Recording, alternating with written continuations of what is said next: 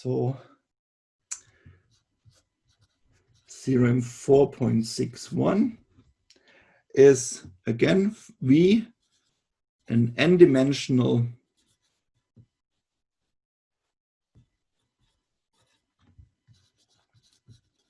vector space with two bases, B and B prime. Then the transition matrix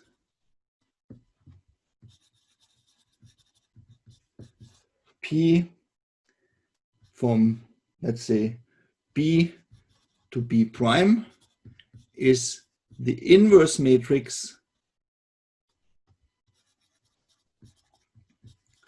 of the transition from B prime to B. No? So this is what we just figured out. So these matrices, when you want apply one after the other, you come back where we started, and coming back to this where we started means nothing has changed, means it's the identity matrix. Okay, and now we just do an example. So I hope the example then will clarify this more general derivation which we had. So sorry, Professor? Yes? It says then the what matrix? Okay, then this one? Yes. Transition. Sorry. Okay, thank you. Sorry.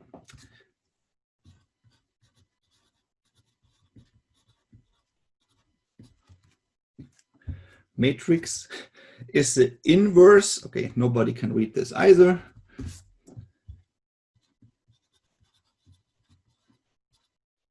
Matrix of this matrix, no? Okay, so we do an example where everything is easier, just in 3 dimensions. So here our vector space is R3, and we have 2 bases. Again, the bases are also made very simple.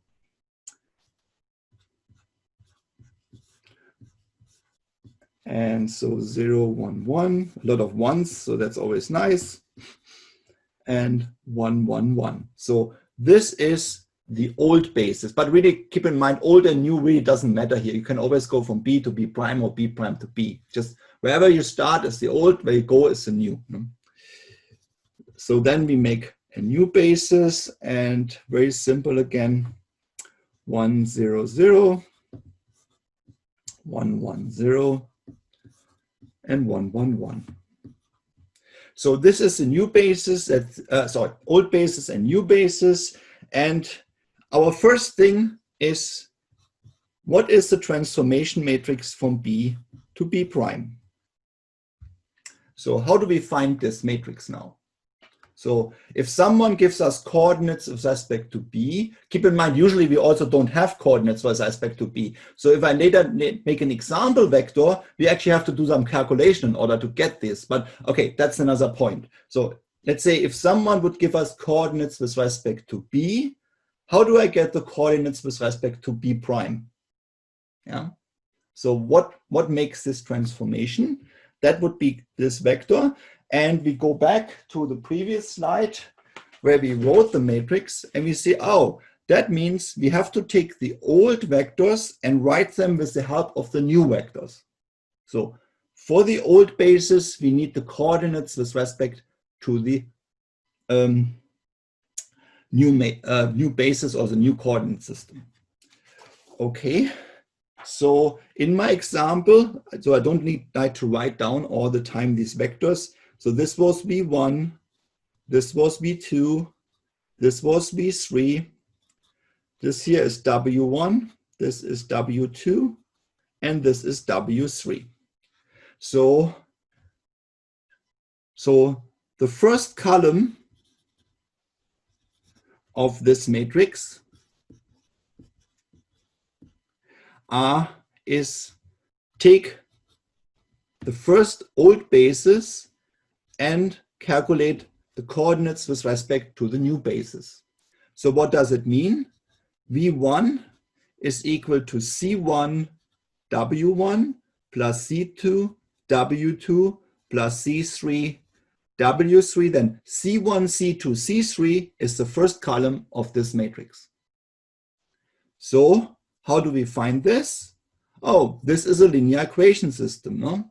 So this means, I hope I can do this in one step. So I write C1, C2, C3 equal to V1 is 1, 0, 1. And then here come W1, W2, W3 is here. So we have to solve this linear equation system. So if we have here the first vector of B, then the solution will give us the first column of this matrix. Okay, how do we get the second column of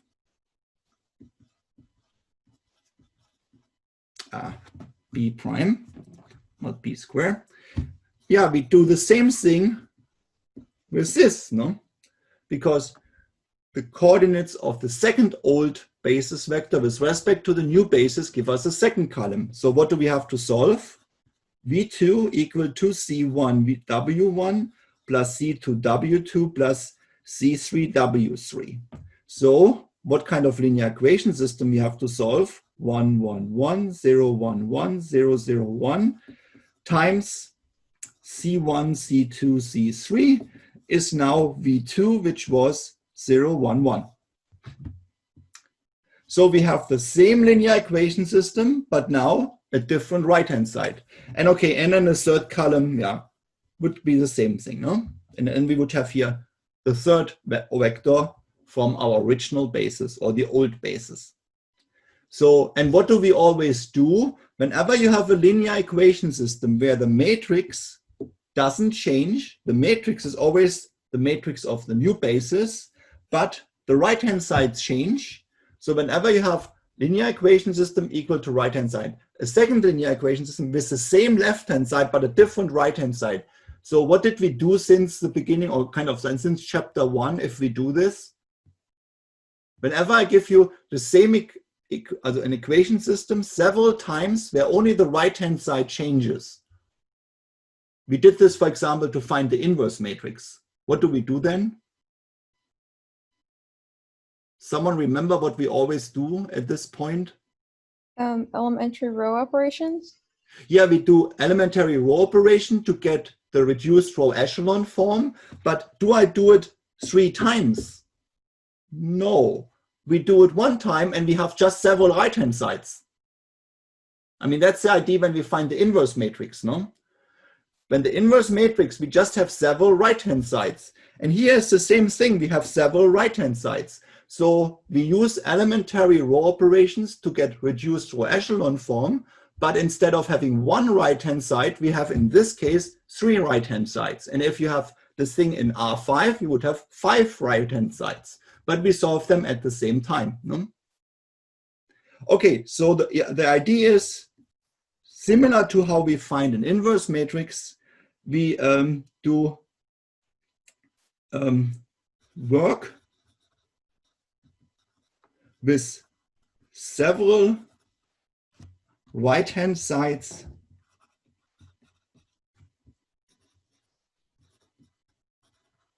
simultaneously, no?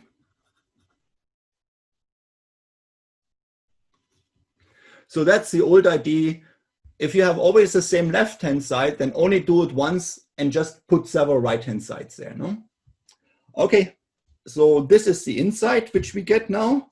And so now we do it. So the left-hand side is our new basis, the right-hand side is our old basis. And then we do reduced row echelon form like we do since week 1. So we write new basis, old basis, but keep in mind it's just names, no? Whatever new and old is. And so what was the new one again? Sorry, 1, 0, 0. You see it's actually kind of very, very simple. And then here we have the old basis, which was 1, 0, 1, 0, 1, 1, 1, 1, 1. Okay, and so we see actually because of this, everything is already perfectly 0. We don't need to do the Gauss part for the reduced row echelon form. You only do the Jordan part, which means we make zeros here on top. So I subtract row 3, I subtract row 2. So we have 1, 1, 0, 1, 0, 0, 1, 0, 0. This minus this is 0. This minus this is minus 1. This minus this is 0. This minus this is minus 1. This minus this is 0. This minus this is 0. And this is not changed. And then we make here our 0. Then we have finally our reduced row echelon form minus row 2. So we have 1, 0, 0, 0, 1, 0, 0, 0, 1. Then this minus this is 1, minus 1, 0, minus 1, 0, 0, 1, 1, 1. Okay, so this matrix is the transformation matrix from old to new. Okay, so if you have coordinates with respect to B, you multiply this matrix and you get coordinates with respect to B prime. So the thing you have to remember, on the left side goes always the new basis, on the right side goes the old basis, and everything else is like finding the inverse. So, but here is not the identity matrix. It's not the same, no? It's just the same algorithm. No? So here you go to reduced row echelon form. No? Is it possible that you don't get row echelon form here as an identity? Would it be possible that suddenly I don't get here 1, 1, 1? What does it actually mean? That A is not invertible. Yeah, that means it's not a basis. No? So if you figure out, that's very good. If you figure out, oh, that is not the identity, that means whatever you started with is not the basis. No? Because keep in mind, a basis means this thing is invertible. Yeah, okay. Also keep this in mind. Whenever someone says, find a basis transformation, and you end up with something where you don't have 1, 1, 1, also the identity matrix here, you know either you made a mistake or someone told you a wrong basis. No? Both are possible. Yeah. Also I would always check for mistakes first because it's easy actually to do mistakes. Okay, let's just do an example where we actually use this matrix. And then you see actually there's one step which we have not even done now. So I put, let's do an example vector. U equal to, very basic, 1, 2, 3. Also, by now we understand what do we actually mean by this. Remember, we always write things now like, go back here, we write U with respect to B, U with respect to B prime, and then we always have numbers. Now, our book also always does it. They say, oh, this is the vector. But there is actually no basis here. So how can this be? Okay, so usually what every person in the world means, if you write a vector and you don't say anything about a basis, that means this is with respect to the Cartesian coordinate system. So there's also a basis, but we don't mention it. No? So this is the Cartesian coordinate system, which you sometimes learned in high school or even earlier. That means 1 to the right, 2 in the direction of y, and 3 up. So there is also actually a basis, but it's just the standard basis with respect to Cartesian coordinates. Yeah. Whenever you do something else, then you have to say it, because otherwise it gets confusing. No? Yeah.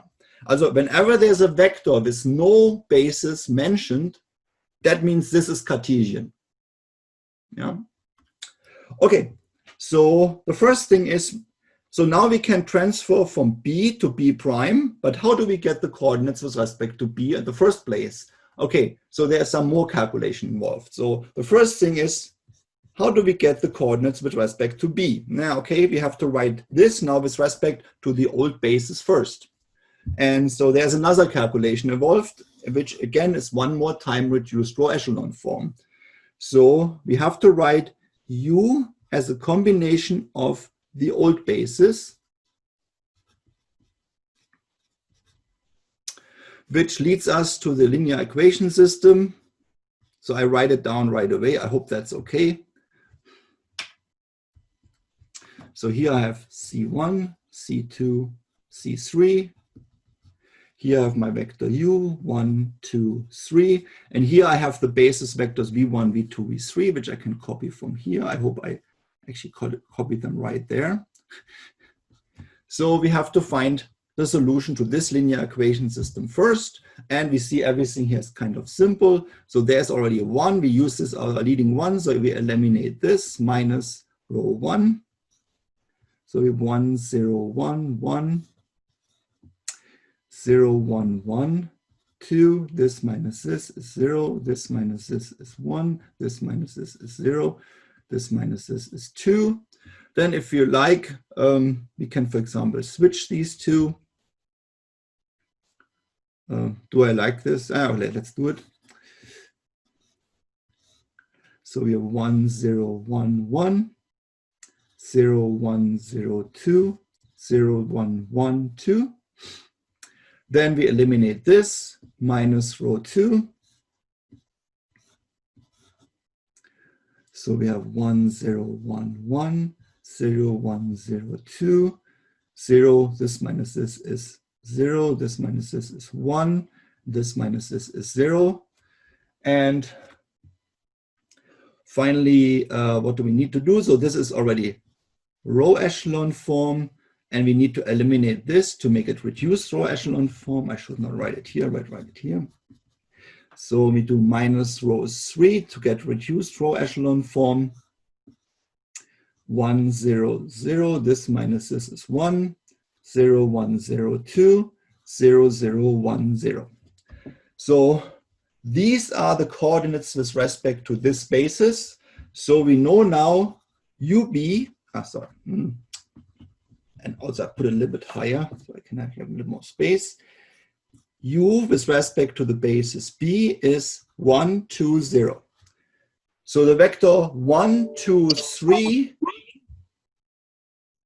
has coordinates 1, 2, 0 with respect to our old basis. So that means U 1, 2, 3 is 1 times V1, which is 1, 0, 1.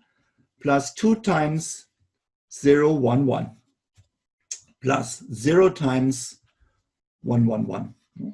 And I hope that works. 1, 2, and sorry.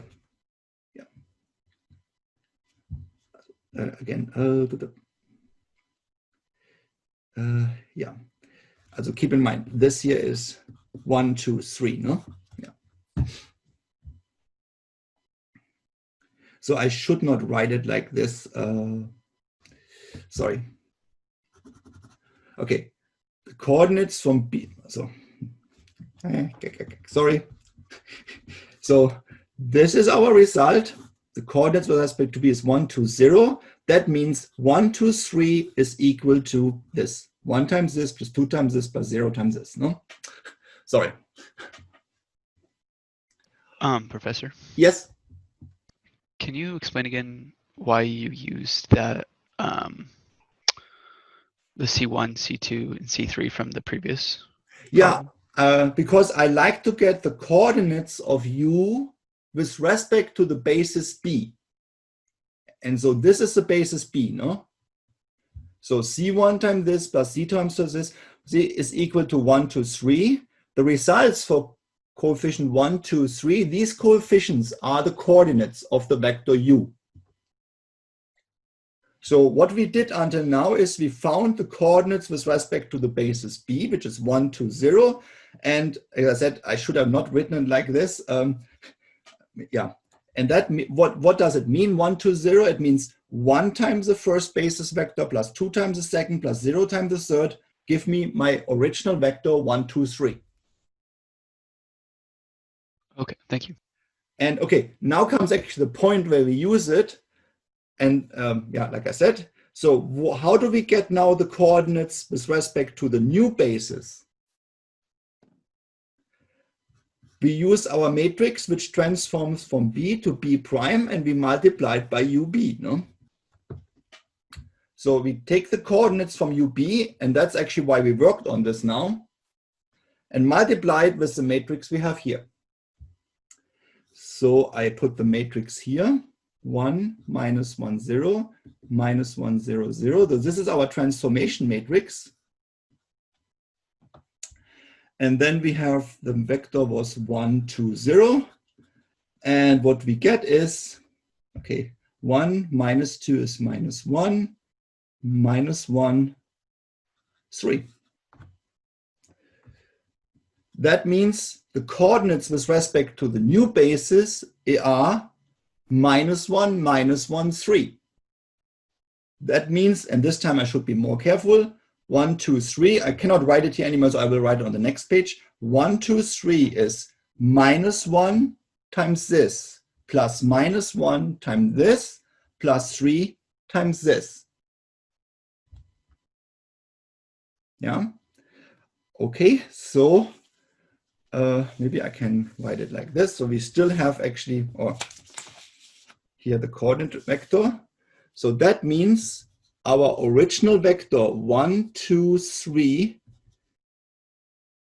is equal to minus 1 times 1, 0, 0, plus minus 1 times 1, 1, 0, plus 3 times 1, 1, 1. Yeah, and you see 3 times 1 minus 1 is 2, 3 times 1 minus 1 minus 1 is 1. Okay, so this magic matrix here tells you how you change coordinate systems, no? And so as an example, let's say you fly in a plane, the plane turns, and let's say from the tower, there are data coming up the plane, but the coordinates of the tower are the coordinates of the ground. X, Y is in, and C is up. The plane is actually turned. So what the plane has to do, every coordinate which comes from the tower, which are Earth's coordinates, the plane has to multiply by a matrix and gets the coordinates in its own coordinate system. No? Or if you write a computer program, and in your computer program, you're flying a plane, and when you like to show on your screen, how does the world change if you turn left with your plane, you have to take world coordinates and multiply them by matrix to get new coordinates, and then your computer screen shows the world like you have turned. Yeah, okay, so that's, and maybe that's not the greatest example, but that's how these matrices are used, no? So you have to calculate the matrix once forever, and then it's very fast. Every incoming point from the world coordinates will be multiplied by a 3 by 3 matrix. It turns out there's a little bit more tricky. It's actually usually a 4 by 4 matrix, but I will not go into this. But there's a coordinate system. And then after the multiplication, you know how the world looks like if you would be on the plane.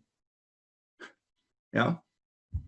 Usually our brain does it. No? If you sit in the plane, or if you sit in a car and you go on a turn, when you turn fast into a turn, you turn your head, but your brain is not confused. No? Your brain still knows where up and down is. No? So our brain can do this too without matrices, I guess. But for a computer screen, if you write a computer game, the computer has to do the rotation so it looks correct. No?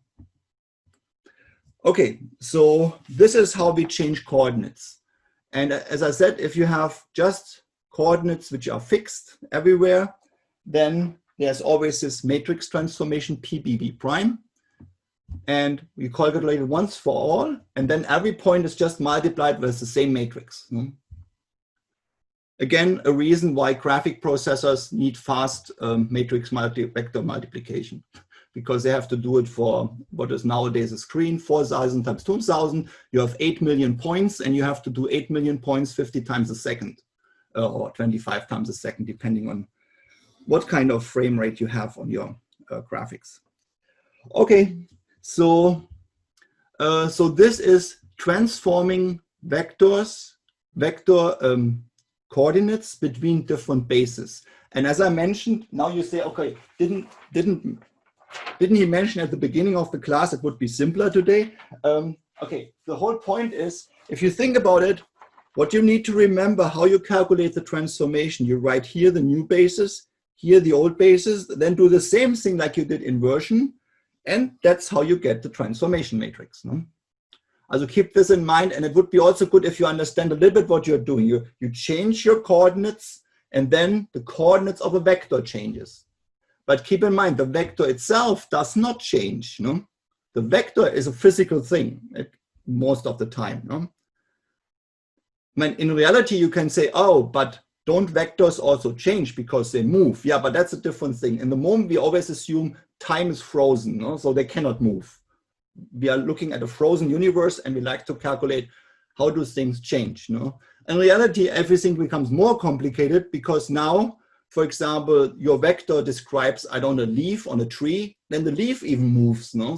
So even the vector changes, but that's a different story. No? Also in the moment, we use like a frozen universe. No? Everything is fixed, and we just change the coordinate system. We don't put the time in. Okay, so I hope that actually makes sense. So now we can change between coordinates. So that was a short section. And as I said, if you ever go into more detail, let's say, I would say either in three-dimensional geometry, if you think about how to change things depending on how you look at things, or nowadays the big thing is computer graphics. And if you like to understand how a render machine works, it turns out it's a lot of transformation matrices. So that's behind a lot of these calculations which are going on there. Okay, now finally, as I promised a long time ago, the whole point about chapter 4 and introducing all these weird things with vector spaces, subspaces, bases, which implies linear independence and span and everything else. After all, now we have the language together to describe general linear equation systems. So the next two chapters, 4.7 and 4.8, is kind of the goal of all the previous sections. Although not the basis change, that was kind of a side road. Okay, we have different bases, then we can change between coordinates. But the main thing is actually now section 4.7 and 4.8. Then I think 4.9, it will be matrix transformations in 2 and 3 dimension. I will only do, I think, 2 dimension because otherwise I cannot make pictures. I think 4.9 will be again easier in the sense like when we did the transformations in chapter 1. And 4.7 and 4.8, you will see, I hope, if I explain it well enough, that it's just computational. And when I say computational, it's always Gauss algorithm. We just suddenly say, oh, this means this, this means this. And we use our new language about basis and span. And we now use it for matrices and linear equation systems. So finally, we come back. So